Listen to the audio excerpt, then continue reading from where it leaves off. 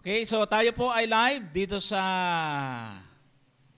Kalipay Seventh-day Adventist Church dito sa San Manuel, Puerto Princesa City. Isang zone fellowship po ito at tayo naanyayahan para sa ating mga taga-subaybay sa Facebook. At isang kagalakan po na muling makapaglingkod sa mga kapatid. Tayo po ay live sa programang pag-aralan natin sa YouTube at saka sa Facebook. Tayo po ay may question and answer ngayong hapon. Ito po ay gustong-gusto ng ating taga-subaybay. Nakikita namin yung difference ng viewer. Pagka question and answer, ang dami talagang nanonood. Kumpara doon sa mga topical, yung mga ating mga dinidiscuss sa crusade. Talagang inaabangan po nila yung mga question and answer po natin. Kaya ngayon, nakapag-pray na po tayo ng ating program. Punta na po tayo sa unang magtatanong sa atin. Pwede ba sayaon? Aha. Ako dahil si Sunny Duldulaw, taga diri sa Tibuco. Pero taga Davao ko. Ang akong pangutana, Brad, katong sa gawa 14 gani, katong ino na gilimpyuhan na. Gawa 14. Okay. Napa ba tayo lain mabasa, Brad? Baliduhan na akong pangutana, Brad, ha? Napa ba lain na mabasa sa New Testament, nga gipadayon ba ang dili pagkaon sa mga karumal-dumal? Ang ikaduha, Brad, sa New Testament, nakasulat pa ba ang pagtawag aning Sabat nga yung ingon nila sa New Testament giwala na? Mora na, Brad. Salamat. So, yung una muna ay yung gawa 10. Kasi kung babasahin po natin yung chapter 10 ng gawa, ay ang nabanggit mo ay 4 pero ito ay palagay ko nasa 14 ang ibig mo sabihin. So doon sa mga Tagalog na hindi naintindihan kasi Bisaya yung kanyang pagkatanong, ay ang una ay gusto niyang pailuwanag natin ano yung ibig sabihin ng kapitulo 10 ng gawa. Maraming mga talata ho yan. Tapos yung pangalawang tanong niya ay may mababasa ba sa Bagong Tipan na ipinagpapatuloy pa ang pagsunod doon sa pagbabawal ng mga karumal-dumal na hayop. Kasi nga naman, mayroon pang mga kaisipan na wala namang utos si Kristo, mga alagad, na bawal yung baboy, balang kalisis na isda, o kung ano-ano pa. At ang pangatlang tanong ay, sa New Testament ba ay patuloy pa rin ba yung Sabat? Nagpapatuloy ba ito? Mayroon bang utos? Dahil ang sabi ng marami, ito ay lipas na. Yan o, magandang pong mga tanong ito at atin po itong isa-isahin. So, tingnan ho natin mga kapatid ito. Ito una muna. Bigyan natin, gamitin ho natin yung ating sentido komon. Doon sa kapitulo 10 ng gawa. Nagpasimula ho ito doon sa talatang 9. Ang nakasulat po dyan ay ito, siguro ipaplas ko na lang dyan, tapos kikwento ko na lang. Yung pong, kasi sa karanasan ni Pedro, na samantalang siya ay nagugutom, umakyat siya doon sa bubungan, so sa taas ng bahay, at habang nagpiprepare yung mga tao ng pagkain, ay meron siyang nakitang pangitain. Nabuksan ang langit at may isa sisiglang bumaba gaya ng isang malapad na kumot na nakabitin sa 4 na panulok na bumababa sa lupa. Ano ang laman ng kumot? Naroon ang lahat ng uri ng mga hayop na may 4 na paa at mga nagsisigapang sa lupa at mga ibon sa langit. Yan. Tapos dumating sa kanyang isang tinig, magtindig ka Pedro, magpatay ka at kumain. Datapat sinabi ni Pedro, hindi maaari Panginoon sapagkat kailan may hindi ako kumain ng anumang bagay na marumi at karumal-dumal. At muling dumating sa kanyang tinig sa ikalawa, ang nilinis ng Diyos ay huwag mong ipalagay na marumi. At pagkatapos basahin ng marami nating kaibigan, binanatan na yung baboy at iba pang mga karumal-dumal na hayop.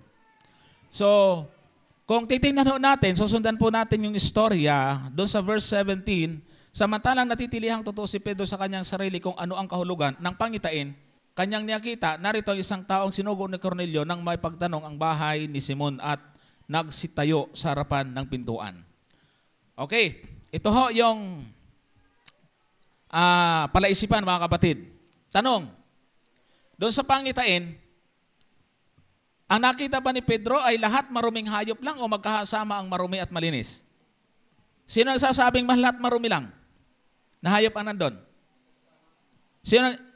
Lahat marumi. Sino nagsasabing magkasama ang marumi at malinis? Taas ang kamay, taas ang kamay. Okay, yung nagsasabing marumi lang. O, doon sa mga nagsasabing magkasama ang marumi at malinis, ito ang tanong. Kung mayroong malinis doon, ba't hindi lang yung kunin ni Pedro at yun kumatay siya, ba't nagreklamo pa siya? Hindi siya kakain eh, hindi siya kumain talaga eh. Ha? Kung may malinis pala doon. O, ulitin ko ang tanong, sino nang naniniwala na may marumi lang ang nandoon? O, nagbago na. Kayo talaga eh, sado kayo. O, sino nagsasabing marumi at malinis, magkasama? Taas ang kamay. Nangahadlok na. Wala akong mali sa sasabihin ninyo. So yan po yung mga bagay na dapat natin ina-analyze at tinitinan. Hindi basta't interpretation kaagad. Yan yung tinatawag nating observation. Kung magkasama ang marumi at malinis, kung ikaw si Pedro, magreklamo ka ba? Ay may marumi malinis naman pala doon. Ba't di yun na lang yung sunggaban? Tapos idalhin doon sa nagluluto sa ito, manok, pabo. O isama nyo sa inyong piniprepare. Bakit sabi niya? Kahit kailan di siya kumain ng anumang bagay na marumi at karumal-dumal. Yan po ang isang bagay na mag-guide sa atin sa observation para maintindihan natin kung ano talaga ang ibig sabihin. Ang totoo po noon, sa Bible kasi merong pangunahing paraan or tools sa pag-unawa ng talata. Ang una, context. Pangalawa, syntax. Pangatlo, semantics. Yung tatlong yan ay gagamitin natin dito sa talatang ito. Anong ibig sabihin ng context? Yung kasama yung mga nakapalibot na talata. Konteksto. Syntax, ito yung pagkakahanay ng mga pananalita. Semantics, ito po yung original na lingwahe na isinalin sa Tagalog. Babalikan natin kung ano ang ibig sabihin sa original na lingwahe.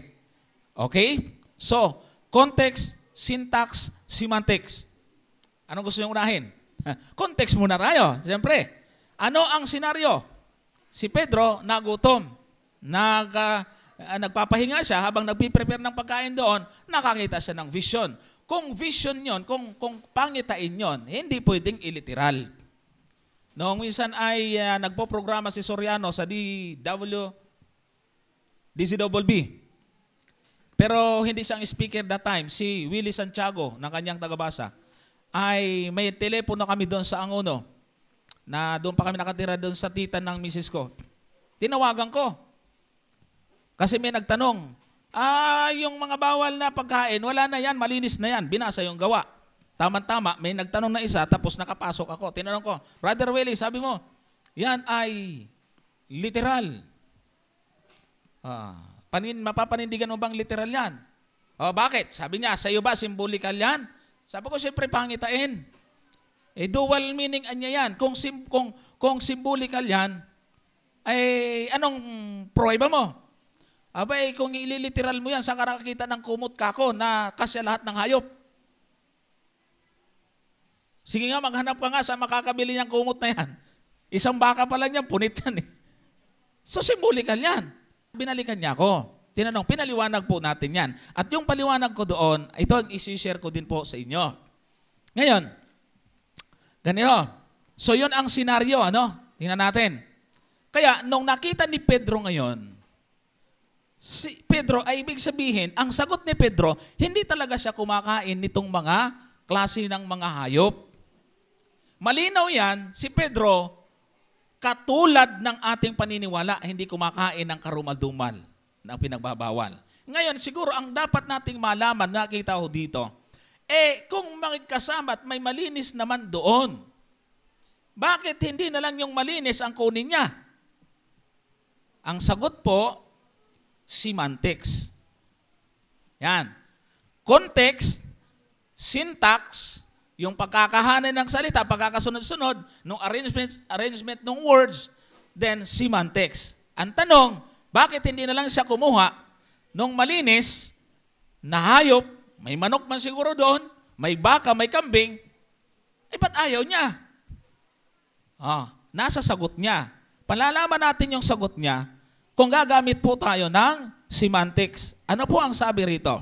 Sa verse 14, datapat sinabi ni Pedro, hindi maaari, Panginoon, sapagkat kailan may hindi ako kumain ng anumang bagay na marumi at karumal-dumal. Sa English po, yung marumi, common. Yung karumal-dumal ay unclean. Palibasa semantics tayo, ano sa Greek? Gan, Grigo. Yung common ay koinon sa Greek. At yung karumal-dumal, akatarton. Ang tanong, ano bang ibig sabihin ng koinon? Itong koinon ay kasing kahulugan ng broma or bromata, eatables, ipinahintulot kainin. Itong koinon na ito, ibig sabihin, ito ay ipinahintulot kainin. Kaya lang tinawag po nila itong koinon kasi po, ito po ay may kasama at kahalo po na marumi, unclean. Akatarton, ang ibig sabihin ay biologically unclean. Karumal-dumal, bawal talaga. So ang sagot ni Pedro pala, pababawi natin, ganito ang sabi ng Panginoon. Pedro, magtindig ka. Magpatay ka at kumain. Doon sa salita, sa verse 13, magtindig ka, Pedro, magpatay ka at kumain. Gagamit ulit tayo ng semantics. Anong ibig sabihin ng magpatay? Kill. Sa Greek ho yan ay T-H-O-U. T-H-O-U. Tho. Ang tho ay technical word sa Griegong salita na ginagamit lamang sa malinis na hayop. Kasi yung word na kill ay marami. 7 different types or words, Greek words, na ginagamit sa salitang magpatay ka. Diakorizomai, espaso, kung ano-ano. Pero yung to ay ginagamit lamang ito sa mga hayop kung isasakripisyo or kaya kakainin. So ibig sabihin, kung ating gagamitan yung semantics, medyo malalim tong pag-aaral na to ha, kung ating pababawin ang usapan ng Boses at ni Pedro, sabi ng Boses, Pedro, kumuha ka ng malinis na hayop. Bakit? So, ibig sabihin, pag sinabing technical word, hindi ito ginagamit na termino sa maruming hayop, sa malinis lang. Kaya ang ibig sabihin, kung isasali natin sa Tagalog, Pedro, kumuha ka ng malinis na hayop, katayin mo, kainin mo. Bakit natin nasabi? Dahil ang sagot ni Pedro, gamitan ng semantics, andun din.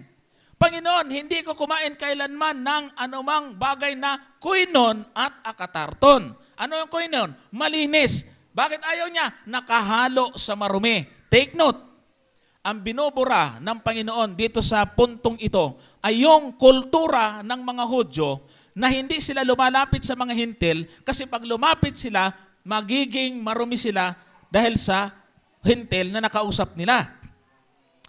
At in the same way, ang tingin nila doon sa malinis na hayop na nakadikit doon at nakasama sa marumi ay narumihan na rin. Yun ang sinasabi niyang koinon. Kaya ang sagot ni Pedro barang ganito, Panginoon, alam mo naman kahit kailan hindi ako kumain ng malinis na hayop na nahalo sa marumi.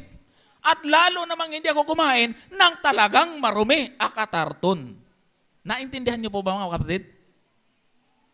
Pag hindi natin hukayin, hindi natin alam to eh.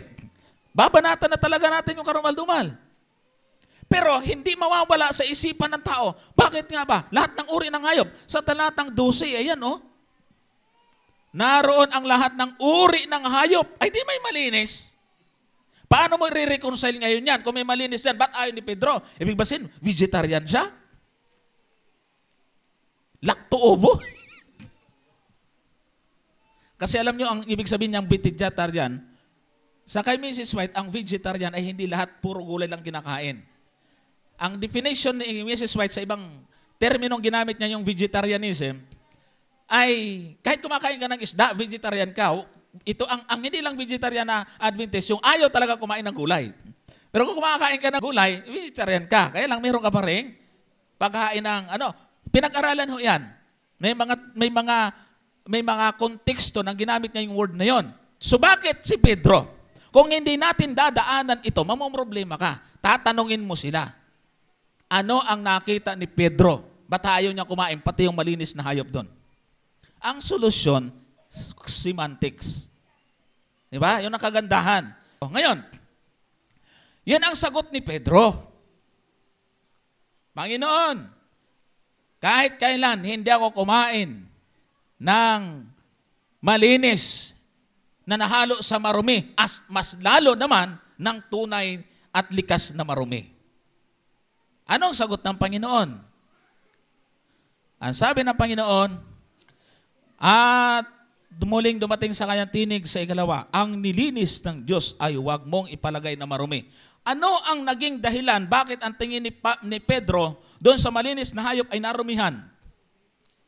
Dahil doon sa talagang marumi. Yun ang tinutukoy ng boses dito ng Panginoon. Ang nilinis ng Diyos, huwag mong ipalagay na marumi. Ano yung nilinis ng Diyos dito? Ang sagot, babalik tayo sa konteksto. Ano ang nangyari? Ito'y nangyari makaitlo at pagdakay binatak sa langit ang sisidlan. Doon ngayon nag-isip si Pedro. Iniisip niya, ano bang ibig sabihin nun? Medyo nalito siya eh. Bakit sabi ng Panginoon, nilinis na ng Diyos? May kahulugan. Ang problema sa iba, wala na isip-isip. Kain agad. Tayo, nag-iisip po tayo. Yung iba nag-iisip, yung iba natutulog. O baka habang nagtutulog, nag-iisip. Sorry po, mga kapatid. Naisturbo kayo. Okay. Ayan, asan na ba tayo? Ito. At nagagsitawag at nagtanong. Meron diyan dumating. Di ba? Meron dumating na tao at hinahanap si Simon. At nagsingagsitayo sa harapan ng pintuan. At sabi yan, hinahanap na si Simon Pedro. Ngayon, samantalang iniisip ni Pedro ang tungkol sa pangitain, iniisip rin man talaga eh. Hindi pa rin talaga niya maintindihan lubos. Dito sa time na to, hindi niya pa rin maintindihan ang pangitain. Ang sabi ay sinabi sa kanya ng Espiritu. Ang sabi ng Espiritu, narito, hinahanap ka ng 3 tao. Babay naghahanap sa kanya.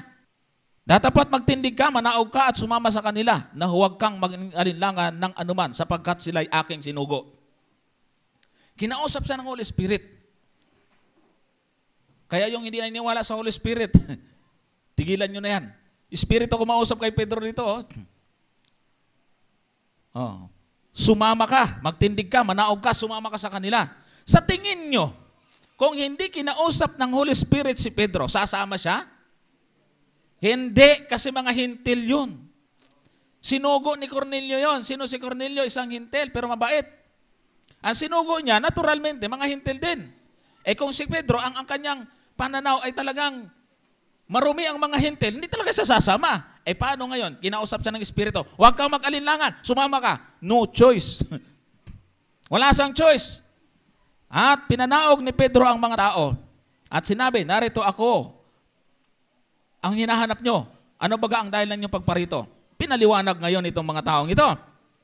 Sinabi nila, ang senturyon si Cornelio na taong matuwid, matakotin sa Diyos, at may mabuting patotoo ng buong bansa, mga Hudyo, ay pinagpaunawa ng Diyos sa pamamagitan ng isang banal na anghel na ikaw ay paparunin sa kanyang bahay at upang makarinig sa iyo ng mga salita. Teka, ilagay nyo ang sarili nyo kay Pedro. Bakit itong hintil gustong makinig?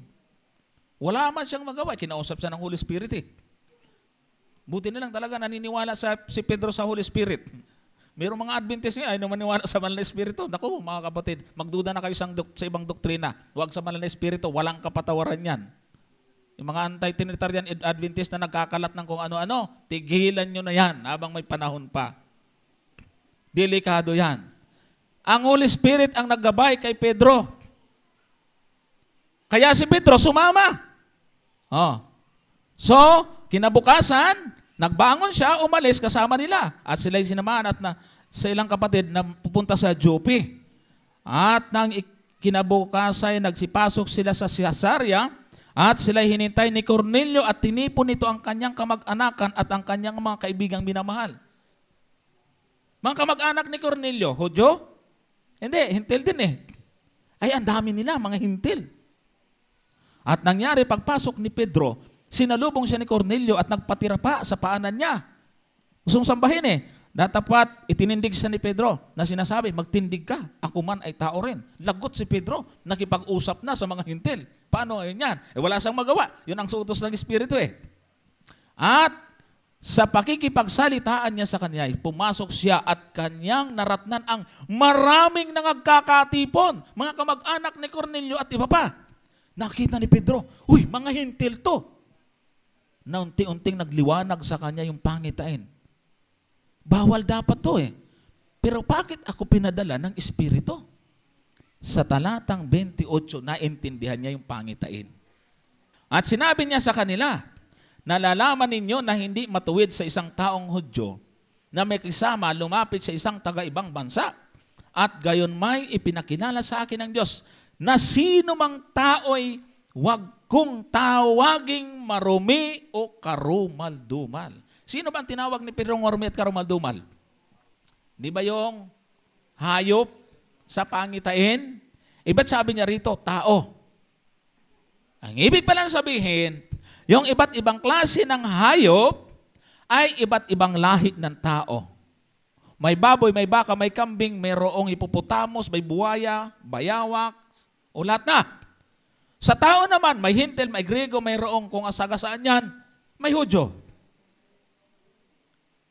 Naintindihan niya. Yun pala ang nilinis ng Diyos. Bakit? Ano ang pinagbasihan niya? Yung senaryo, yung pagkakasunod-sunod. Dinala siya ng Panginoon sa utos ng Banal na Espiritu sa mga hintil. Di ba niya maiintindihan yon? Malinaw pa sa sikat ng araw, naintindihan niya. Ang hindi lang nakaintindi ngayon, itong mga evangelical na paborito ang lechon. Kung mag-iisip tayo, maiisip talaga natin. Ba't hindi natin inaisip ang kahulugan? Di na nag-iisip kain na lang ng kain. Yun, no, ang pagkakaiba natin sa ating mga kapatid. Kaya, pagdating sa 34, konteksto, at binuka ni Pedro ang kanyang bibig at sinabi, tunay ngang natatalastas ko na hindi nagtatangi ang Diyos ng mga tao. Di ang liwanag, tinanaw natin yung konteksto. Hindi humiwalay doon sa istorya. Nasabi ni Pedro, naintindihan ko ngayon na ang Diyos hindi nagtatangi ng tao. Bakit? Sa mga Hudyo, akala nila sila lang yung bayan ng Diyos, sila lang yung malinis. Ang tingin nila sa mga hintil, marumi. Pero naintindihan ni Pedro, wala na palang itinatangi ang Diyos. Bakit? Ay sinabi doon, ang nilinis ng Diyos, wag mong ipalagay na marumi. Bakit hindi sinabi kung talagang pinahihintulot niyang kainin ang marumi? Bakit ang sabi lang ng Panginoon doon sa talatang 15, ang nilinis ng Diyos ay wag mong ipalagay na marumi. Hindi man niya binanggit na ang hayop o isda, pusit, ay wag nilinis ng Diyos, wag mong ipalagay na marumi. Ang sabi, ang nilinis ng Diyos. Ang tanong, ano yung nilinis doon? Sabi ni Pedro, naintindihan ko ngayon. Wala na palang pagtatangi ang Diyos ng tao. So, ang nilinis ng Diyos ay ang tao. Pangit naman, kasama naman nun, si Kristo namatay para sa hayop. Para sa tao ho. Tingnan mo, nang nagpatuloy si Pedro sa pangangaral, sa 15:9, ito ang sabi niya, at tayo'y hindi niya itinangi sa kanila. Sino kausap niya? Yung mga kapwa niya Hudyo. Hindi tayo itinangi. Sabi sa Bisaya, wala na pinalabi ang Ginoo. Hindi niya tayo itinuring na espesyal kaysa sa kanila. Nanilinis sa pamamagitan ng pananampalataya ang kanilang mga puso. Sino yun? Mga hintil. Anong pinagbasihan niya? Yung pangitain. Ang naglilinis sa tao ay sa pamamagitan ng iyong pananampalataya. So kahit na tao ka, hindi ka sumampalataya at hindi ka nagsisi, ang kasalanan mo hindi malilinis. Malinis ka kung pagsisihan, talikuran ang kasalanan sa pamagitan ng pananampalataya. Yan ho. Kung yun ang prinsipyo ng basihan ng paglilinis, paanong malilinis ang baboy, hindi man marunong sumampalataya? Nakuha nyo? Tao nga na hindi sasampalataya, hindi malilinis. Yung baboy pa kaya. Kaya yung mga nagtuturo ng ganon, ay naku po mga kapatid, kaibigan, tigilan nyo na yan. Mali. Maling-mali. So, ang takbo lagi nila, pwede nang kainin yan. Ang takbo, gawa, jis. Ngayon, alam nyo na kung paano gagamitin sa kanila to. Sabihin nyo, aswang ka pala eh. Pero wag baka masa pa kayo, ha? Tandaan lang. Alam nyo, pag kinain mo yung pangitain sa gawa, aswang ka. Tao yun eh. Symbolikal nga. Kaya sa pag-unawa ng Biblia, mga kapatid, ay dapat tama. Ang symbolikal, unawain mo sa pamamagitan ng mga simbolo.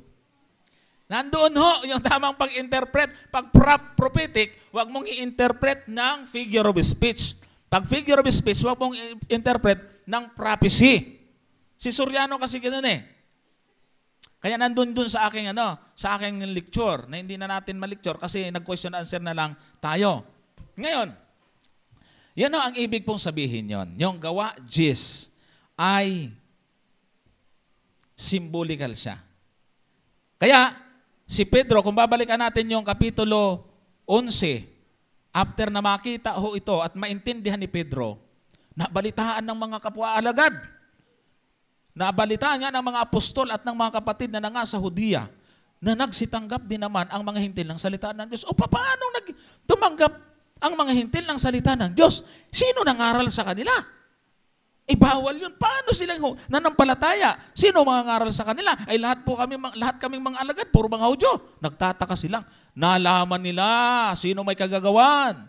Pagbalik ni Pedro sa kanila, debate.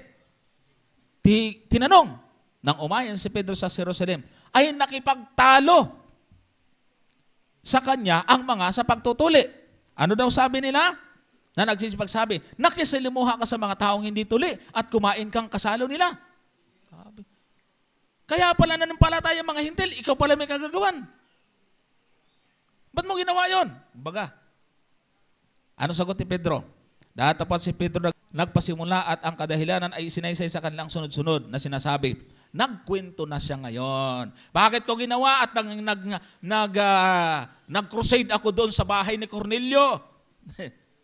Nangaral siya doon eh.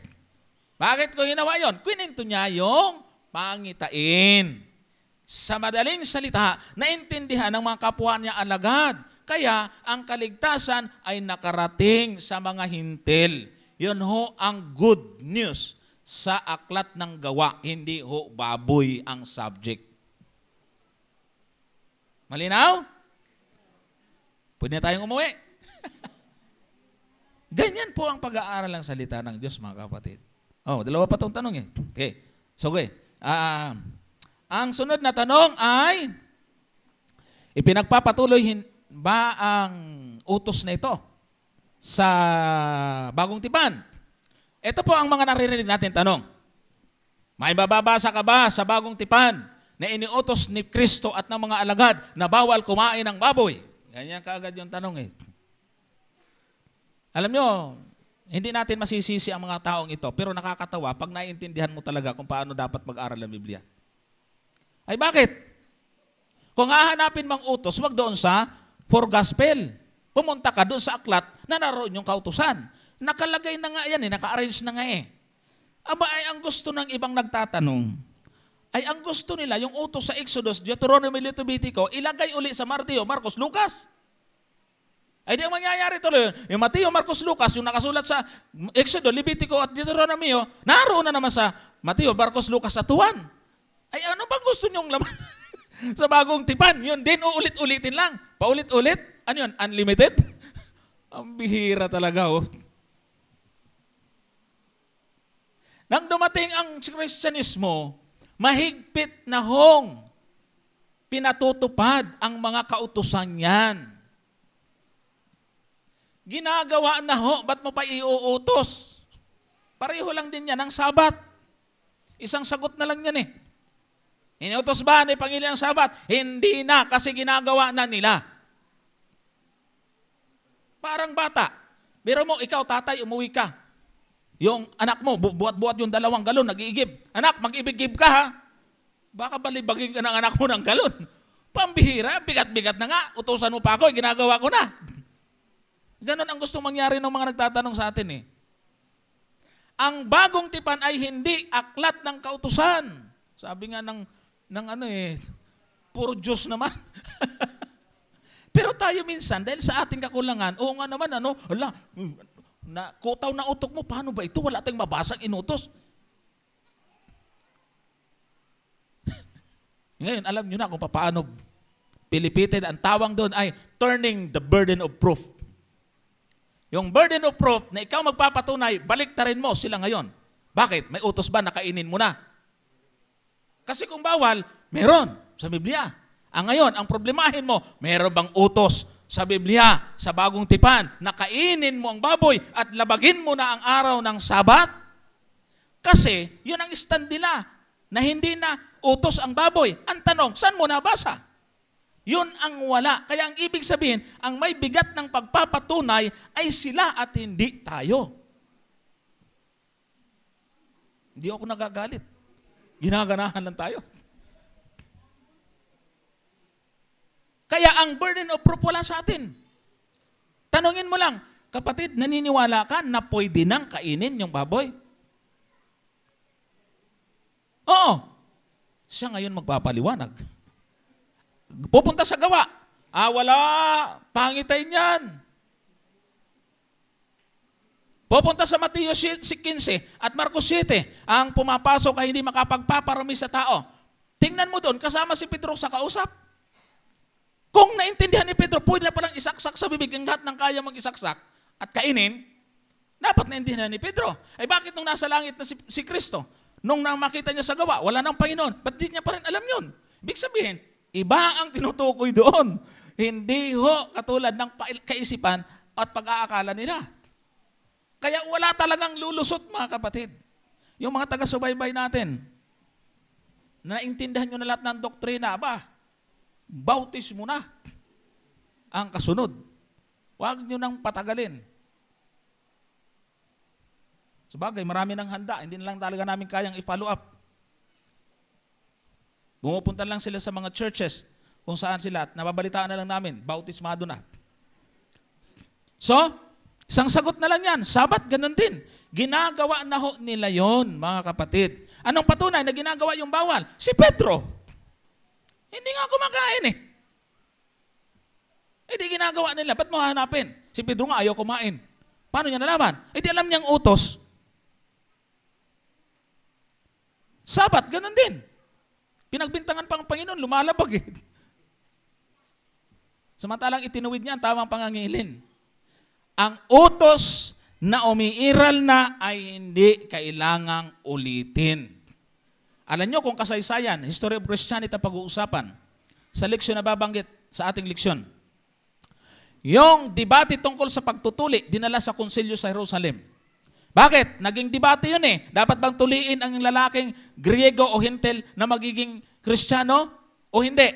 Sa mga alagad, kahit hindi na, gawin mo lang yan para sa hygiene. Sabi nga sa lesson natin, hindi naman tayo bawal, pero hindi iyon basehan sa kaligtasan. Pinagdebatihan niya sa Jerusalem Council. Pero yung Sabat, walang isyo. Bakit? Walang tumututol sa Sabat at sa baboy. At mga karumal-dumal, walang kumontra. Ang nagkaroon lang ng debate, pagtutuli. Kaya yun ang naging isyo sa kasaysayan ng early Christian. Ibig sabihin, yung pagkain ng karumal-dumal ay yung pagbabawal, hindi naging isyo. Kaya ibig sabihin, hindi mo kailangang hanapin kung inutos. Dahil nagpapatuloy ito at walang kumontra sa panahong Kristiyano. Sabat, ganun din. Ang pinagtatalunan lang naman ay yung manner, yung paraan ng pangingilin. Hindi kung may Sabat pa o wala na. Ganun po yun, mga kapatid. So, yan ang ating masasagot. Okay na? Klaro? Kara ba? Okay? Sige po. Ang aking pong katanungan, Brother Amikan, ano po, ay may kinalaman po dito sa apostol at mga alagad. Ano po? Ano po ba ang pagkakaiba ng apostol sa alagad? Sapagkat kung ating titingnan, ang apostol at alagad, pareho naman itong manggagawa ng Diyos. Ano po ang kanilang pagkakaiba? Ano ang kaibahan sa kanila? Ano? Kasi mayroon nag-question tungkol dyan na iba raw ang apostol sa alagad. Ang tanong ko, ano po ang kanilang pagkakaiba? Ang apostol, sigurado alagad yon. Pero hindi lahat ng alagad, apostol. Agree? Ayaw nyo yata eh. Pero sa definition mga kapatid, alam nyo ba na pwede tayong lahat ng mga mananampalataya ay pwedeng apostol? Ano bang Gregong salita ng apostol? Apostolos, sinugo. Kung ayaw mong pasugo, ay hindi ka kasama.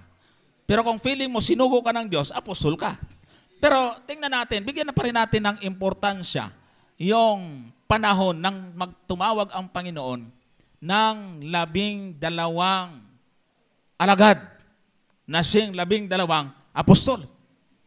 Bay, kapag hindi ka nga maingat dito, malilito-lito ka eh. Ang alagad po mga kapatid ay itinawag hindi lang po doon sa 12. Tanda natin yan.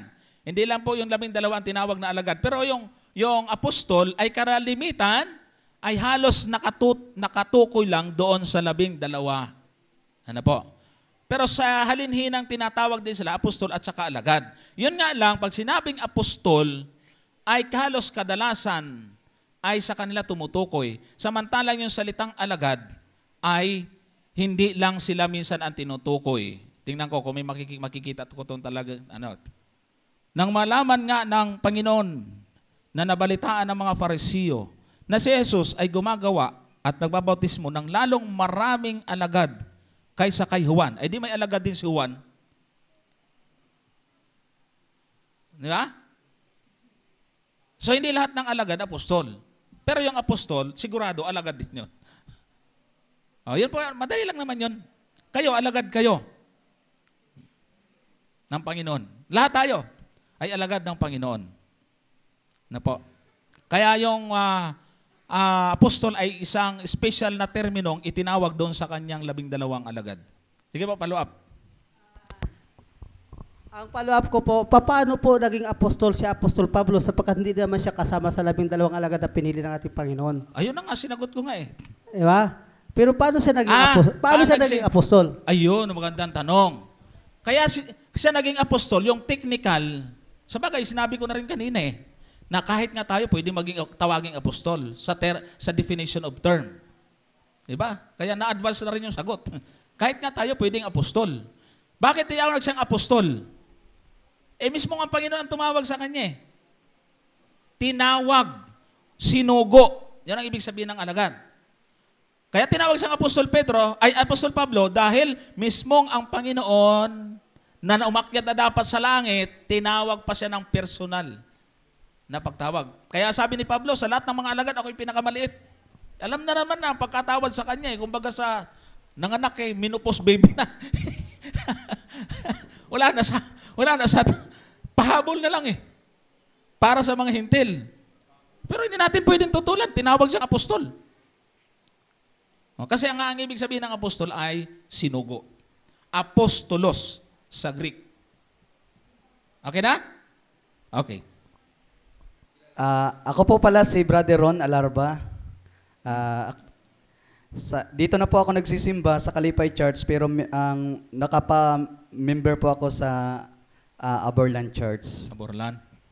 So, buti nga dito hindi ako napagkamalang offshoot doon sa Mindanao. Pag-uwi ko na napagkamalan ako eh. May tanong po ako dito. Easy lang po ito kapatid. Mamaya lang po yung difficult.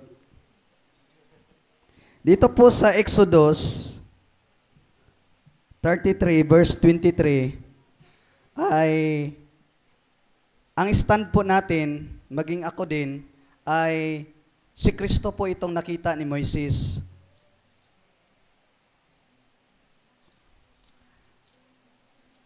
Exodus 33 verse 23.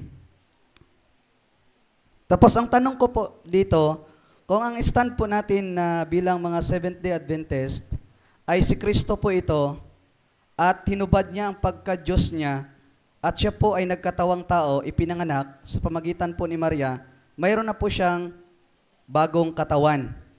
Sa madali po bang sabi, yung iniwan po ni Kristo na katawan noon nung nakita ni Moises, saan na po iyon? At yung katawan ngayon ni Kristo, tayo naniniwala na sa kanyang muling pagbabalik, ito din po yung anyo. Sapagkat ayon po sa 1 John chapter 13 verse 12, malabo nating nakikita ngunit mukhaan natin siyang makikita kung paano tayo nakilala niya. Ganun din po sa 1 John chapter 3 verse 2 na kung paano po ang pagbalik ng ating Panginoon, yung anyo niya ay ganun pa rin po. Maging sa John chapter 14, 1-3, ganun pa rin po yung kanyang pagbabalik. Maging sa Acts chapter 1, verse 11, itong si Jesus na mula sa inyo ay muling babalik gaya ng pagparoon niya sa langit, ay ganun din yung kanyang pagbabalik. Sa madaling po bang sabi, pwede po ba nalalabas na dalawa na ngayon ang anyo ng ating Panginoon? Yung iniwan niya at yung bago ngayon na siya ay nagkatawang tao. Okay, thank you. Okay, so una muna yung Exodus 33:23. Marami po yan, pati sa Genesis. Meron pong Diyos na nagpapakita kay Abraham, kay Moses, kay Jacob, minsan tinatawag po siyang Angel of the Lord. Kaya nga naniniwala tayo na si Kristo ay tinatawag na Michael, the Archangel. Si Miguel Arcangel. Totoo po na si Kristo po ito, yung mga nagpakita kila Abraham. Sabi ng Panginoon nakita ni Abraham ang aking araw at natuwa. Sabi ng mga Hudyo, pambihira. Sinungaling to, kabata mo pa tagal lang namatay si Abraham. Paano nangyari yun? Nagpakita talaga. Siya po yun. Kaya maintindihan po natin, iba yung incarnation sa theophany. Narinig mo na yung theophany? Kapitbahay namin yun. Theophany. Theophany, ito yung pagkakatawang tao ng Panginoon kung kinakailangan. Ang Exodus, theophany. Tawag po doon ay pagsasakatawang tao for the meantime ng ating Panginoong Jesucristo doon. Gumagamit lang siya ng image ng tao. Pero sa incarnation, iba yon. Kasi yung theophany, ito halimbawa katulad ng nung sa panahon ni Lot, yung isa sa mga yung kay Abraham, maraming okasyon, meron pang pinaghandaan ng karne. Meron pa sa Sodoma at Gomora. Di ba? Theophany yun. Yan yung pagsasakalaman ng Panginoon, panandalian. Panandalian. Kapag kailangan lang.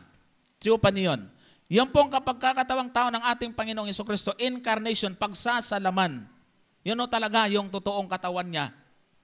Na hanggang sa umakyat siya sa langit ay dala niya. Bagaman siya ay tinatawag na karoon ng glorified body after ng resurrection, pero yung bakas sa kanyang kamay ay naroon pa rin. Glorified body. Sample po yon ng mga mabubuhay na mag-uli din, ng mga maliligtas. Papalitan ng ating kasawa na may kasiraan ng glorified body at ang sample ay ang katawan ng ating Panginoon na siya'y namatay at buling binuhay. Maluwalhating katawan. Kaya nga doon sa 15 ng unang Korinto ay pinagtatalunan mo doon. Kung ang pangapatay hindi mabubuhay, ay sana si Kristo hindi nabuhay sa mga patay. Ibig sabihin, gusto ni Pablo pakita, sample ang Panginoon na meron talagang totoong katawan na susugatan, naghihirap, napagod, dumugo, ng binugbog.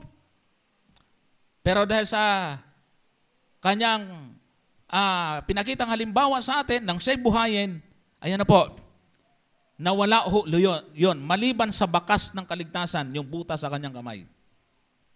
So, yun po yung ating sagot doon.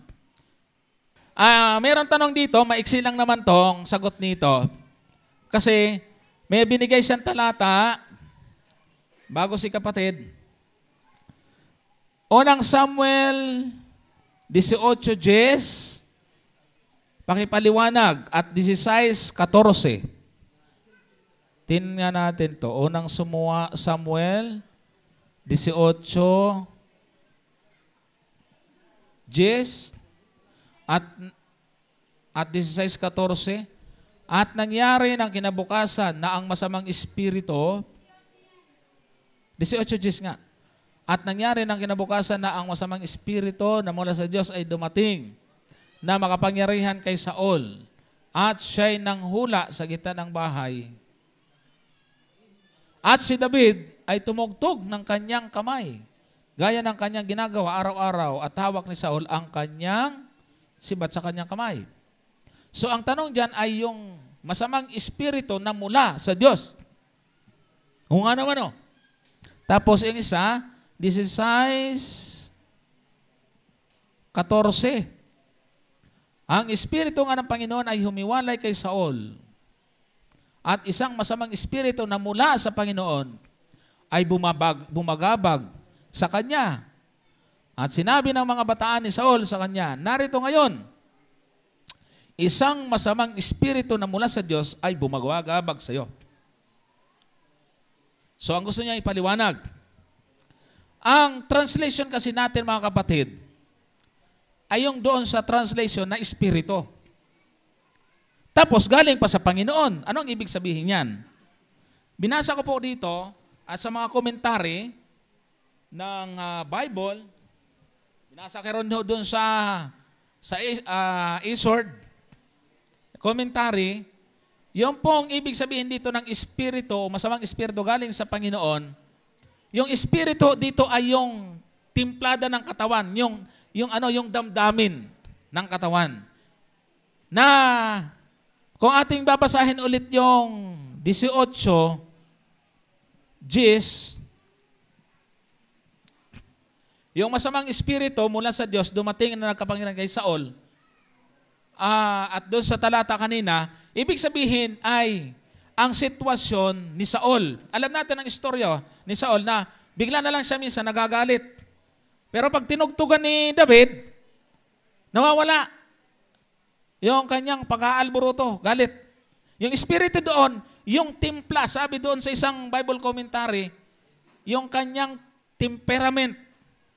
Di ba, may tinatawag tayong melancholic na yung temperament ng isang tao.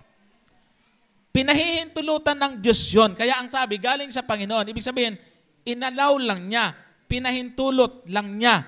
Hindi ito espiritu na katulad ng alam natin na bad spirit o evil spirit, kundi ito'y timpla o emosyon ni Saul na hinayaan ng Panginoon. Kasi tingnan mo, pag tumutugtog, bumabait siya. Pag nawawala ang tugtog, nagagalit naman, at yung galit na yon, yun ang espiritu na binabanggit doon, na pinahintulot ng Panginoon na mararamdaman ni Saul. Naintindihan niyo po, mga kapatid? Yun ang ibig sabihin yon.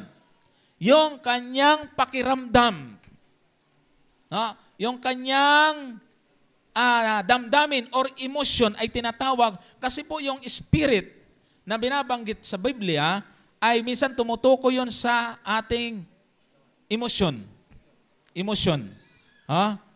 Kaya lang kulang kasi tayo ng translation sa Tagalog at English. Kaya pag sabi natin espiritu sa Bible ay sa Griego at sa Hebreo ay may iba't ibang termino. Pero isa lang ang salin, espiritu. Kaya pag hindi natin naiintindihan, akala natin, mapagkakamala natin siyang parang bad spirit. Pero ang ibig sabihin, kaya galing sa Panginoon dahil ipinahintulot ng Diyos sa Kanya na magkaroon siya ng ganoong damdamin or temperament. Yan o ang ibig pong sabihin. Okay na po?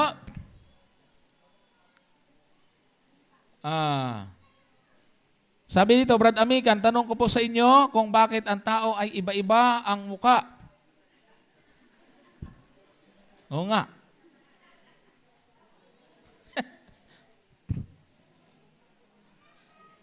Kulay at laki. Tama. Samantalang, ayon sa Biblia, ang dating mga magulang ay sina Adan at Eva. Kung sila nga ang ating mga magulang, dapat iisa ang ating kulay at muka. Bakit may puti, may itim, at kayumanggi? Singkit, bulalat. Kung tunay nga, iisa ang ating pinagmulan. May singkit, may bulaga, mulaga, may piki, may sakang, mayroong matangkad, mayroong punggok, may itim, may maputi, may maganda, may pangit. Lahat. Isa lang ating mga magulang. Ang sagot po niyan, isa lang. Dahil sa kasalanan. Kung hindi tayo nagkasala, ay walang pangit, lahat tayo gwapo. Sabagay, ang mga anak ng Diyos, tanggapin na natin, lahat tayo, magaganda at mga gwapo. Amen? Pero hindi tayo magkakamuka. Alam kong hindi kayo papayag na kamukha ko kayo.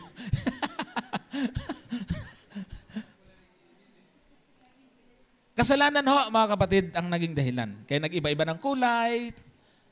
Kung hindi pumasok ang kasalanan, sigurado. Pero huwag tayong mag-alala, ibabalik ko po ng Panginoon yan. Sa pagkabuhay na mag-uli, wala nang pangit. Wala nang manipis ang buhok, wala nang bungal, wala nang rayumahin, wala nang pingkaw, wala nang lumpo, wala nang bingi, wala nang bulag, wala nang pipi. Lahat po ibabalik ng Panginoon yan. Basta tayo nagtapat sa ating Panginoon. Yun po yun. Dahil po sa inyo, nakita nila ang liwanag. Nalaman nila ang katotohanan. Natunto nila ang daan. Natutunan nilang magtiis. Nakilala nila si Kristo. Naramdaman nila ang pag-ibig ng Diyos. Maraming nanumbalik sa pananampalataya. Nalaman nila kung paano maligtas. lumawak ang gawain ng Panginoon. Kaya nananatili ang pag-aralan natin ministry. Sa lahat ng mga naging bahagi ng pag-aralan nating ministry, maraming salamat sa inyong pagtitiwala at patuloy na suporta. Kami ang Pag-aralan Natin Ministry Family.